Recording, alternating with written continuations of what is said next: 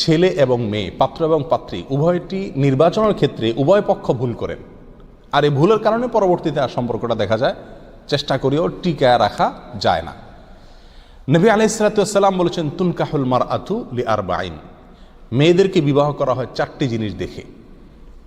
তার সৌন্দর্য দেখে, তার বংশ দেখে, তার পয়সা কড়ি, বাপের সম্পদ ইত্যাদি এগুলো দেখে, এবং তার দিনদারি দেখে। এই 4টি জিনিস দেখে মানুষ সাধারণত বিয়ে করে।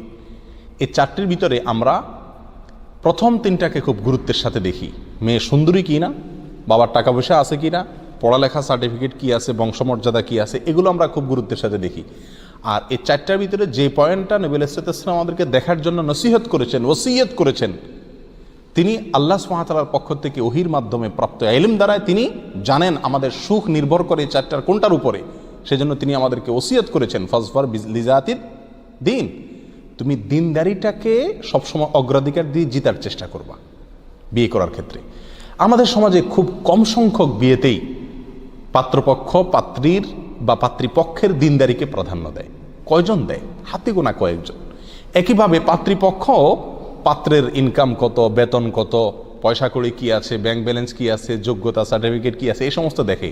দিনদারিটা খুব একটা দেখা দেখি হয় না। একজন মানুষ যদি প্রকৃত অর্থে দিনদার থাকে তাহলে সে ধৈর্যের পাহাড় হবে, তার ভিতরে তুষ্টি থাকবে। সে কুড়ের ঘরে থেকেও আল্লাহর কাছে শুকরিয়া আদায় করা, মানুষের কাছে শুকরিয়া আদায় করার দীক্ষা এবং শিক্ষা সে পাবে। কিন্তু একটা মানুষের কাছে যখন দিন থাকে না, তখন কিন্তু সে নিরাশ হয়ে যায়, তার ভিতরে ধৈর্য আর সাধারণত কাজ করে না। এই জন্য ভাইরা, বিবাহ বন্ধনকে যদি মজবুত রাখতে চান তাহলে বিবাহের আগেই পাত্র এবং পাত্রী নির্বাচনের ক্ষেত্রে খুব দৃঢ়তার সাথে, বুদ্ধিমত্তার সাথে নির্বাচন করতে হবে। আজকালকার যুগে বেশিরভাগ ক্ষেত্রেই পাত্রপাত্রী নির্বাচন করে ছেলে মেয়ে নিজেরা। ছেলে মেয়ে পছন্দ করে, মেয়ে ছেলেকে পছন্দ করে, অনলাইনে অফলাইনে বিভিন্নভাবে। মুরব্বীরা, বাবা মা বা গার্ডিয়ান যারা থাকেন, তাদের মধ্যে যে বিচক্ষণতা আছে, তাদের যে অভিজ্ঞতা আছে, তাদের যে দূরদৃষ্টি আছে, তারা সমাজের বিভিন্ন ঘটনা দেখতে দেখতে যে পাকাপোক্ত হয়েছেন, এটা তো একজন অবিবাহিত যুবক ছেলে, একজন যুবতী মেয়ের ভিতরে থাকে না। তো নিজে নিজে সিদ্ধান্ত নেয় যে আমি অমুককে বিয়ে করব, পছন্দ করে ফেলে। সে তো শুধুমাত্র চামড়া দেখে, সে তো শুধুমাত্র সুরত দেখে, দিনদারি দেখা হয় কম পারিবারিকভাবে। আবার নিজে ছেলে মেয়ে নিজেরা পছন্দ করে যারা অপরিণামদর্শী, যাদের মধ্যে গভীরতা নাই, যারা ভালো মন্দ যাচাই করা পরখ করার যোগ্যতা নাই, এরপরে ঠিকই বিবাহ শেষ পর্যন্ত টিকে না।